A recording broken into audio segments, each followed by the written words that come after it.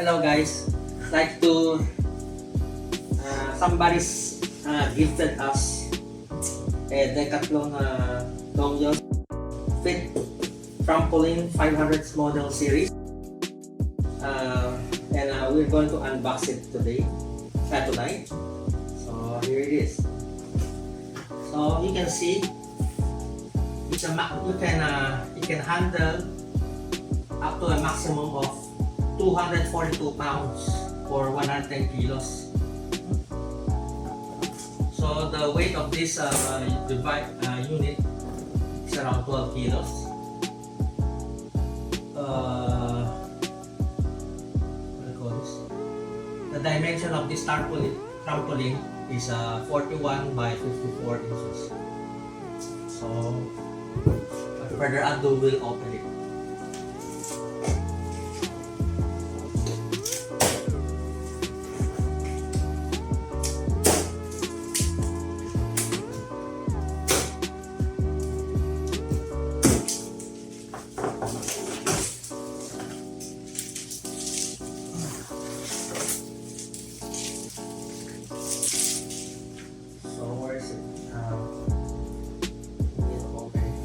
Lay it down first.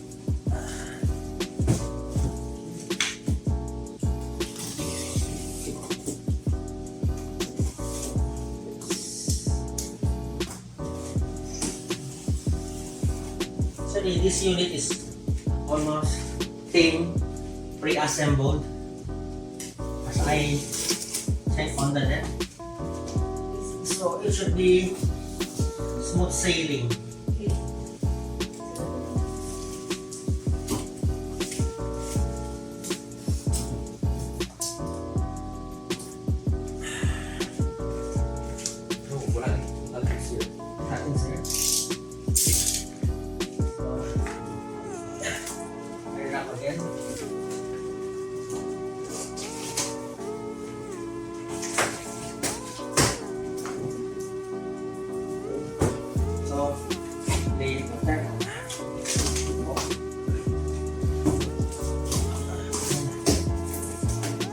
Other side is there. Yeah. So there it is. So includes so there's a can I borrow the cutter? It is still cut this. So this is the trampoline itself, and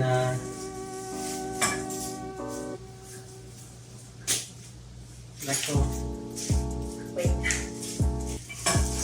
Stuck.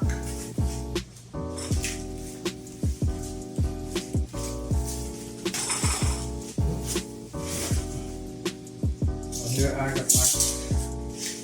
So this is the handlebar. And you can see there are how many legs? 1, 2, 3, 4, 5, 6, 7 legs. So looks usual manual. So how to install it and blah blah blah. From this off. You remove the cardboard holding this.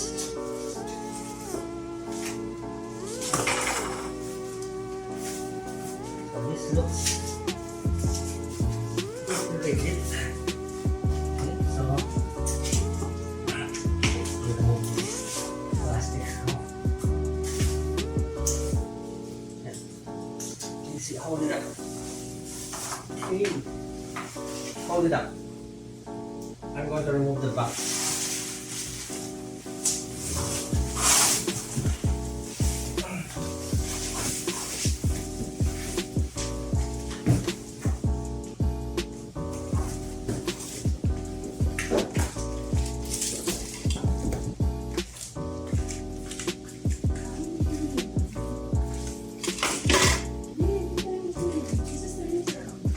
So here is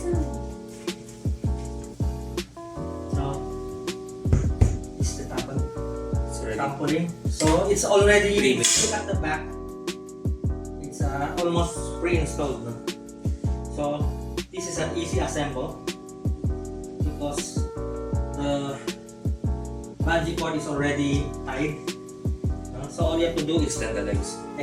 Pull up the legs, then insert it on the hole. It's done. So easy. Even one person can do it.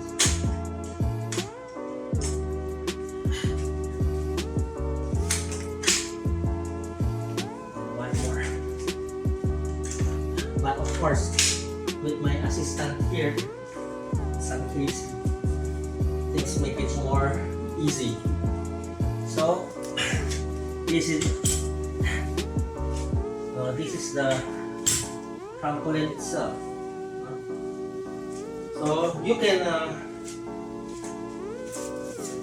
install this with the handle if you like, or without the handle. No? So typically like this. So on this trampoline, you need to be mostly centered here. When you are jumping, and make sure your ceiling is high enough, and actually need to be a little further away from objects like chairs or anything. So most of the time, you can see there's a bullseye here on the middle.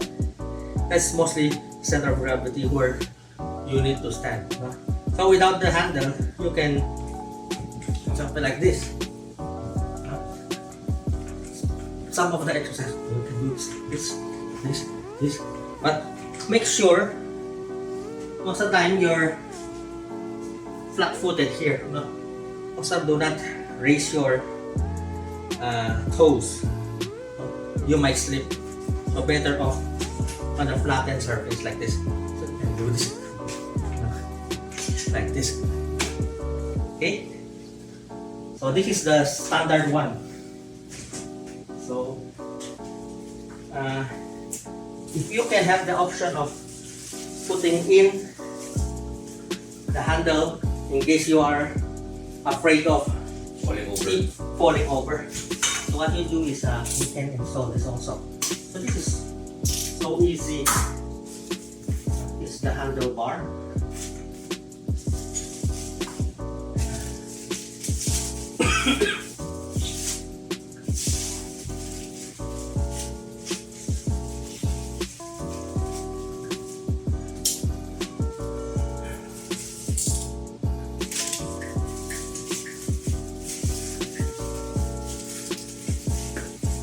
By the way, when your first time doing the trampoline, you might feel a little dizzy, after a few jumps, but that's normal. And maybe you can experience a little of your heartbeat going up, but still okay. So hold this casing. The set includes the wrench,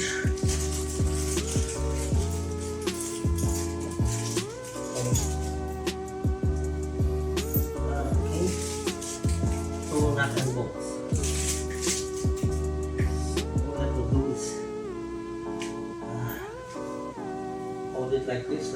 From here, you can just grip something like this. So we can put the bolt.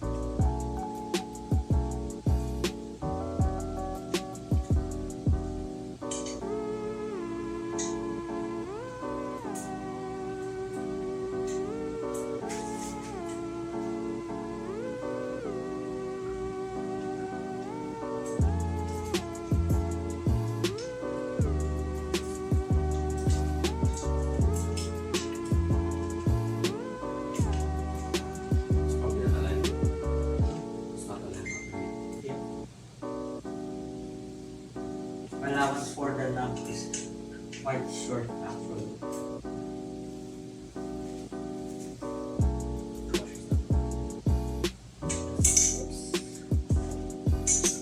Let me see, wait.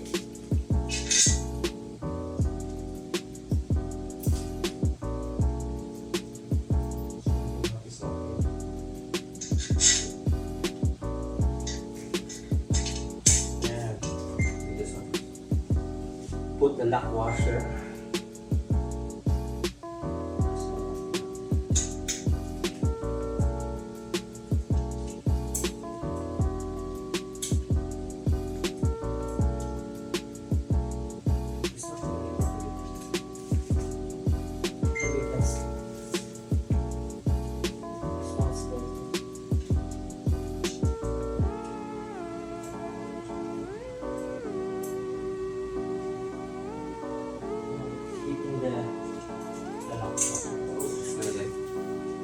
Actually, done with this one.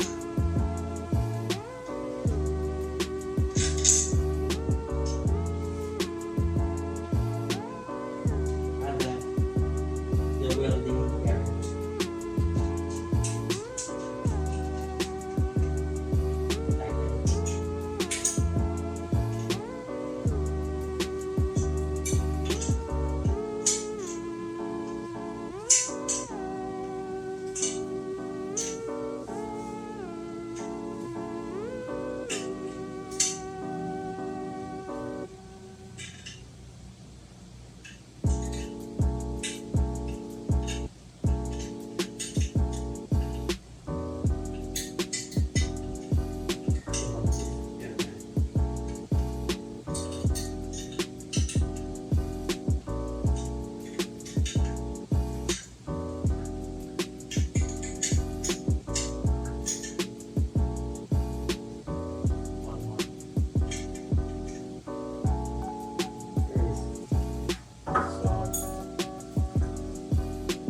Here, from this side,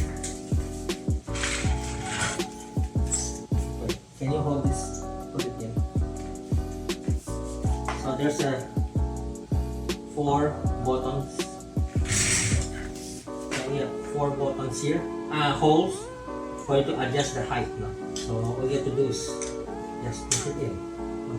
So Casey, can you go up the trampoline?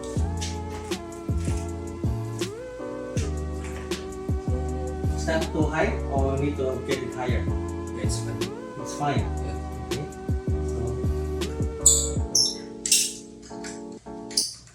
what you do is just turn this to tighten it. Then that's it. So simple to install this one, although it's quite hot here in the room. But so Casey, can you try it?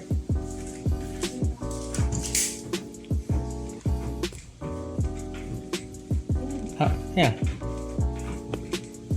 You have to be on the center of the center. yeah, more or less. You can open up, no?